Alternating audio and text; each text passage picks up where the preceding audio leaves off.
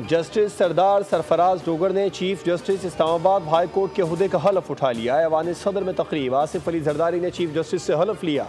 तकरीब में chairman senate Yusuf रजा गिलानी, वज़ीर आला पंजाब मरियम नवाज, वफाकी वज़ीर दाखिला मोहसिन नकवी समेत अहम शख्सियात और सीनियर वकला की बड़ी तादाद मौजूद थी। इससे कबल जस्टिस मोहम्मद जुनैद गफ्फार ने बतौर 26वें chief justice Sindh high court के ओहदे का हलफ उठाया। गवर्नर हाउस पेशावर में chief justice Peshawar high court की तकरीब हलफ बर्दारी हुई, जहां जस्टिस एस.एम. अतीक शाह ने बतौर chief justice Peshawar high court अपने ओहदे का हलफ उठाया।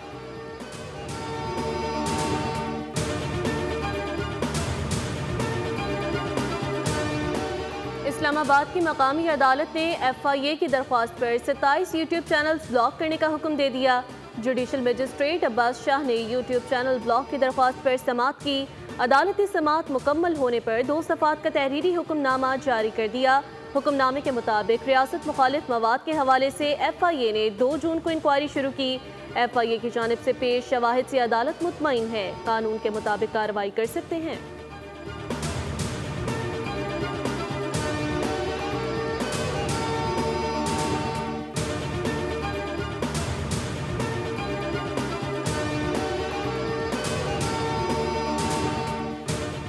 वफाकी काबीना का 5 लाख टन चीनी दरामद करने का हतमी फैसला। चीनी की दरामद हुकूमती शोबे के जरिए की जाएगी। वजारत ग़िज़ाई तहफ़्फ़ुज़ का कहना है कि चीनी दरामद के लिए तमाम इंतज़ामात मुकम्मल और फौरी अमल दरामद शुरू किया जा रहा है। कीमतों में तवाज़ुन बरकरार रखने के लिए इक़दाम उठाया गया। चीनी बरामद करने का फैसला उस वक्त किया गया था जब चीनी वाफर मिक़दार में दस्तयाब थी। अब चीनी की कीमतों में इस्तेहकाम के लिए चीनी दरामद की जा रही है।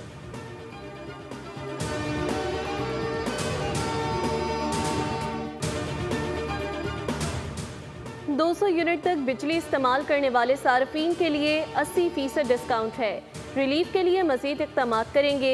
वज़ीर तवानाई अवैस लगारी की कौमी असम्बली की कायमा कमेटी बराए तवानाई के इजलास में ब्रीफिंग। बताया, बिजली चोरी 250 अरब सालाना है। बिजली की कीमत इसलिए ज़्यादा है क्योंकि बिजली का इस्तेमाल कम है। जामशेरो ग्रिड का के इलेक्ट्रिक के साथ कोई ताल्लुक ही नहीं। के इलेक्ट्रिक का बिजली का सारा निज़ाम बिल्कुल अलग है। के इलेक्ट्रिक अब नेशनल ग्रिड से 600 मेगावाट तक बिजली ले सकती है।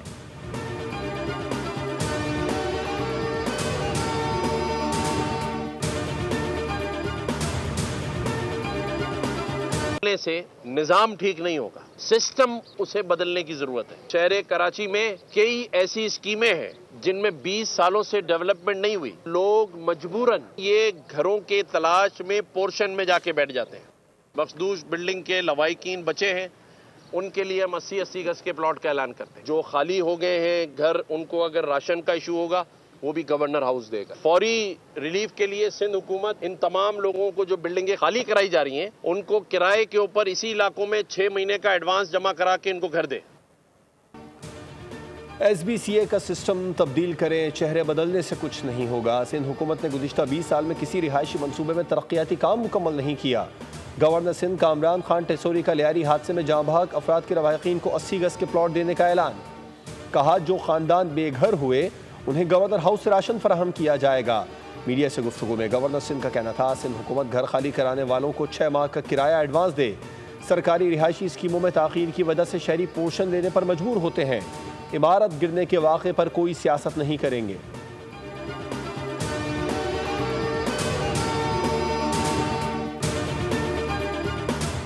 तमाम मखदूश इमारतों के मकीनों को रिहाइश फराहम करना मुमकिन नहीं। सूबे में 740 इमारतें मखदूश हैं, जिनमें से 51 इंतहाई खतरनाक हैं। हुकूमत दस्तयाब वसाइल में कुछ खानदानों को आर्जी मुतबादिल रिहाइश दे सकती है। सिंध के सीनियर वज़ीर शर्जील मेमन कहते हैं, सिंध बिल्डिंग कंट्रोल अथॉरिटी ने लियारी बगदादी में गिरने वाली इमारत के अतराफ मौजूद नाकाबिल रिहाइश इमारतों को गिराना शुरू कर दिया है। माजी में सिंध हुकूमत ने सैलाब मुतासरीन और कोविड मरीजों को आर्जी शेल्टर्स दिए थे।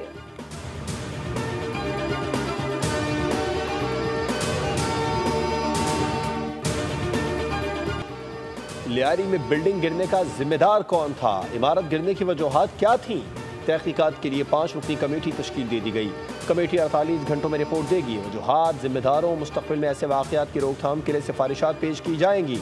मखदूश इमारतों से लोगों के इनखला का मौसर तरीका भी तजवीज़ किया जाएगा। शहर में इंतहाई मखदूश करार दी गई। 51 इमारतों को मुनहदिम करने का फैसला कर लिया गया। कमिश्नर कराची अगले 24 घंटे में कराची में मखदूश करार दी गई इमारतों की मुकम्मल तफसीलात फराहम करेंगे। लियारी बगदादी में गुज़िश्ता हफ्ते 6 मंजिला इमारत ज़मींबोस होने से 27 अफराद जाँ बहक हुए थे।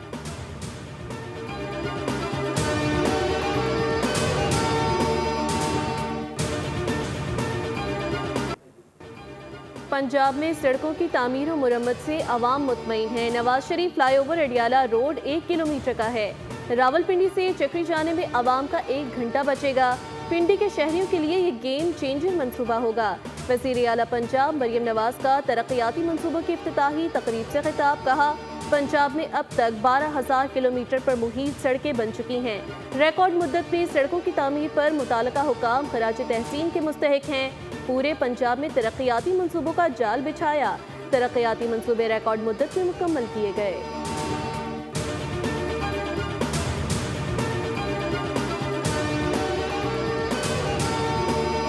मानसून सीजन का दूसरा स्पेल। लाहौर के मुख्तलिफ इलाकों में बारिश, नशेबी इलाकों में पानी जमा, अर्बन फ्लडिंग का खदशा। सबसे ज्यादा बारिश 74 मिलीमीटर निस्टर टाउन में हुई।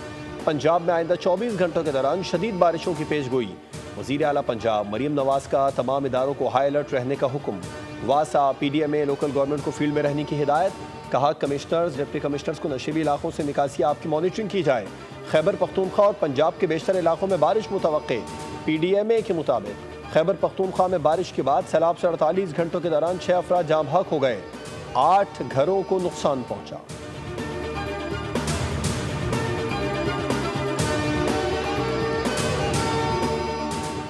जिन लोगों से बात होनी चाहिए, कोशिश है उन्हीं से हो। जब बानी तक रसाई होगी तो बात करेंगे कि क्या ऑफर है। PTI के असीरान के खत पर भी बात होगी। चेयरमैन PTI बैरिस्टर गोहर की अडियाला जेल के करीब गुफ्तगू। कहा, आज 1 माह बाद बानी से मुलाकात के लिए आया हूं, क्योंकि बजट सेशन की वजह से उनसे मुलाकात नहीं हुई थी, लेकिन आज भी पुलिस ने हमें नाके पर रोका। कोशिश है बानी और बुशरा बीबी की फौरी रिहाई हो। वो 700 दिन से ज़ायद अरसे से जेल में हैं।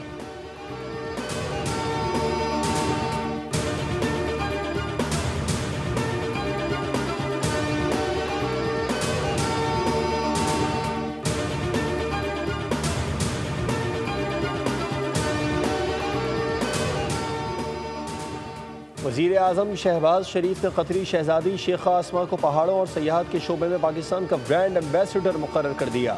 वज़ीर आज़म ने एक्स पर पैगाम में कहा, नांगा पर्वत को हाल ही में सर करने पर दिल की गहराइयों से शहजादी शेखा आसमा को मुबारकबाद पेश करता हूँ। ये कारनामा काबिल फ़ख्र और मुतासिरकुन है। शहजादी शेखा आसमा अल थानी की ये कामयाबी हिम्मत, अज़्म और हौसले का पैगाम देती है और पाकिस्तान और कतर के दरमियान मजबूत दोस्ती की खूबसूरत मिसाल भी है।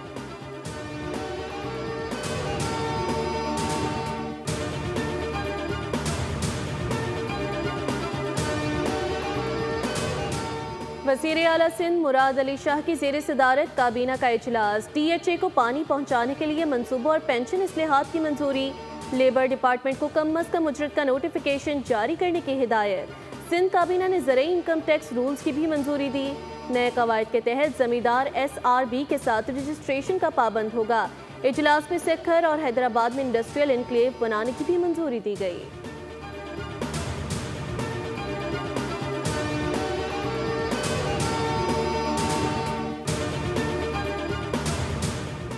पुलिस तहवील में मीडिया के जरिए मुलजिम के एतराफ़ी बयान नाकाबिल कबूल करार। सुप्रीम कोर्ट के जस्टिस अतर मिनुल्लाह का 25 सफ़ात पर मुश्तमिल फैसला जारी। अदालत ने कराची में बच्चे के कत्ल के मुकदमे से मुलजिम को बरी कर दिया। रिमार्क्स ये कि वही बयान एतराफ़ जुर्म तस्वुर होगा जो मजिस्ट्रेट की मौजूदगी में लिया जाए। मामूली बात नहीं किसी रिपोर्टर को मुलजिम के इंटरव्यू के लिए रसाई दी जाए। अफसोस है बयान का तरमीम शुदा हिस्सा निजी TV पर नशर किया गया। किसी भी जुर्म की खबरें लोगों के लिए दिलचस्पी का बाइस होती हैं।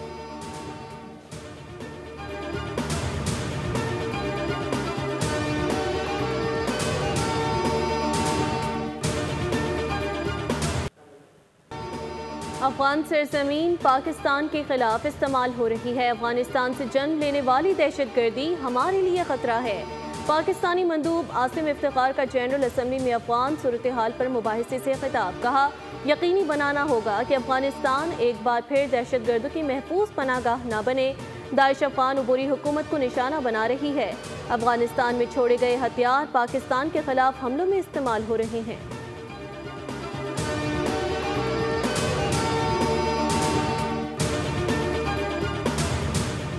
अमरीकी सदर डोनाल्ड ट्रंप से इसराइली वजीर आजम की अशाइया पर मुलाकात। ट्रंप ने एक बार फिर पाक भारत जंग रुकवाने का जिक्र किया। पाकिस्तान और भारत एटमी ताकतें हैं, दोनों के दरमियान जंग रुकवाई। दुनिया में जंगें रुकवाने की मुसलसल कोशिशें कर रहा हूँ। यूक्रेन जंग ना रोकने पर रूसी सदर पुतिन से ना खुश हूँ। दुनिया ने आज तक वो हथियार नहीं देखे जो ईरान पर बमबारी के लिए इस्तेमाल किए। ईरान मुज़ाकरात के लिए तैयार है, उसके एटमी तंसीबात को मुकम्मल तबाह कर दिया। उम्मीद है इसराइल और हमास के दरमियान जंग खत्म हो गई। इसराइली वजीर आजम नेतन्याहू ने अमरीकी सदर ट्रंप को अमन के नोबेल इनाम के लिए नामजद कर दिया।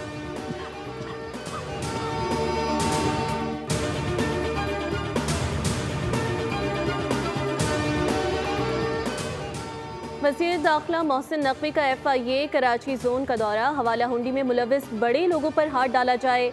हवाला हुंडी माफिया के खिलाफ मौसर क्रैकडाउन और भिखारियों को बैरून मुल्क भिजवाने वाले एजेंट माफिया की सरगोबी का हुक्म। कहा मफरूर एजेंट्स को दीगर सूबों के ताउन से गिरफ्तार किया जाए। मकरू धंधे में मुलविस लोगों से आहनी हाथों से निपटा जाए। वज़ीर दाखिला का नॉन कस्टम मसनूआत के खिलाफ पूरी तरह कार्रवाई करने का हुक्म। 5000 से ज़ायद डॉलर बैरून मुल्क ले जाने वालों के खिलाफ एक्शन लिया जाए।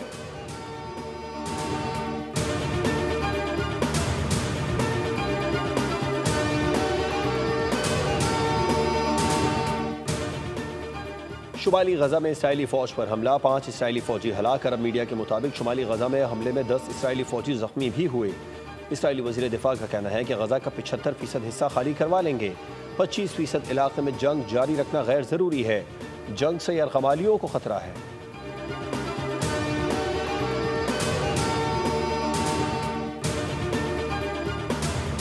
कश्मीर की जदोजहद आज़ादी में नई रुख फूंकने वाले बुरहान वानी का आज 9वां यौम शहादत। मकबूजा कश्मीर में शटर डाउन हड़ताल। काबिज फौज की इजाफी नफरी तैनात। कश्मीरी अवाम आज का दिन तजदीद अहद के तौर पर मनाते हैं। बुरहान मुजफ्फर वानी वो नौजवान जो कश्मीर की मुज़ाहमत का चेहरा बना। मकबूजा कश्मीर के इलाके तिराल में पैदा होने वाला ये नौजवान भारतीय जबर के खिलाफ इब्तिदा ही से सरापा एहतजाज बना रहा। बुरहान वानी ने काबिज भारतीय फौज को नाको चने चबवाए। हुर्रियत रहनुमा यासीन मलिक की अहलिया मिशाल मलिक ने कहा कि बुरहान वानी जिंदा है और आज़ादी की अजान जल्द बुलंद होगी। सलाम है उस माँ पर जिसने बुरहान को जन्म दिया और उस बेटे पर जो जिंदा होकर भी शहादत की चादर ओढ़ गया। कश्मीर आज भी बुरहान वानी की सदा से गूंज रहा है।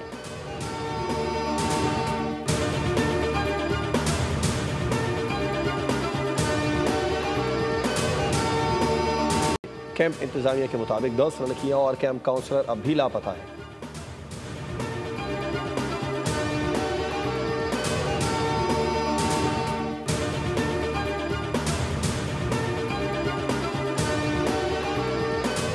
भारतीय रियासत हिमाचल प्रदेश में तबाहकुन बारिशें। लैंडस्लाइडिंग से 80 अफराद हलाक हो गए। महकमे मौसमियात के मुताबिक बारिशों का सिलसिला आइंदा चंद रोज तक जारी रहने का इम्कान है।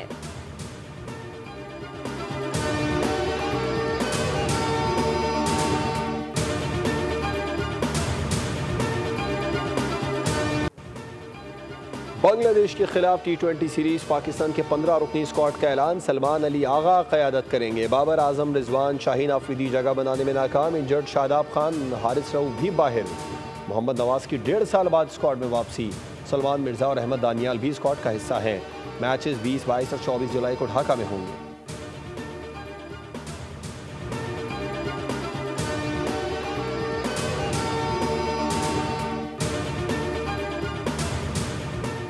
एशियन जूनियर स्क्वॉश चैंपियनशिप में शानदार कारकर्दगी का मुजाहरा करने वाली पाकिस्तान स्क्वॉश टीम जनूबी कोरिया से वतन वापस पहुंच गई। इस्लामाबाद एयरपोर्ट पर पाकिस्तान स्क्वॉश फेडरेशन के हुकाम, खिलाड़ियों के अहले खाना और शायकीन ने पुरतपाक इस्तकबाल किया। खिलाड़ियों को फूलों के हार पहनाए गए और गुलपाशी की गई। पाकिस्तान स्क्वॉश फेडरेशन में खिलाड़ियों के एहसास में तकरीब का इनेकाद। पाकिस्तान ने इवेंट में 2 गोल्ड, 2 सिल्वर और 1 ब्रोंज मेडल हासिल किया।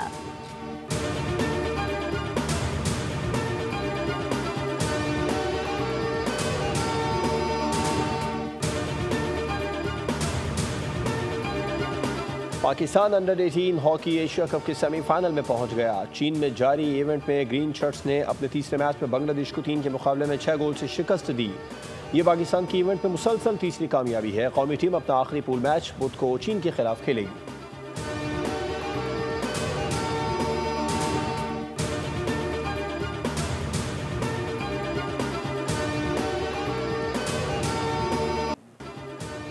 इंसानियत, हमदर्दी और मोहब्बत का दूसरा नाम अब्दुल सत्तार ईदी को बिछड़े 9 बरस बीत गए।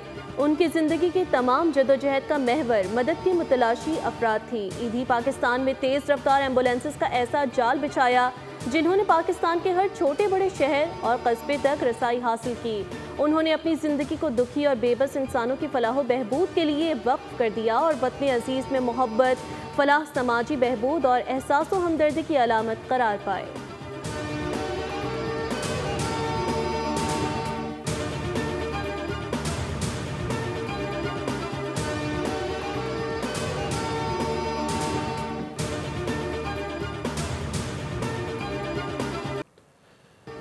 और आम बेदाम मिला तो भारतीय शहरी माले मुफ्त पर टूट पड़े। लखनऊ में मैंगो फेस्टिवल के दौरान फलों के बादशाह पर लूट मचा दी, जिसके हाथ जितने आम आए ले उड़ा।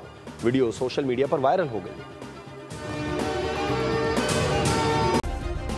सब्सक्राइब करें और बेल दबाएं ताकि कोई खबर रह न जाए।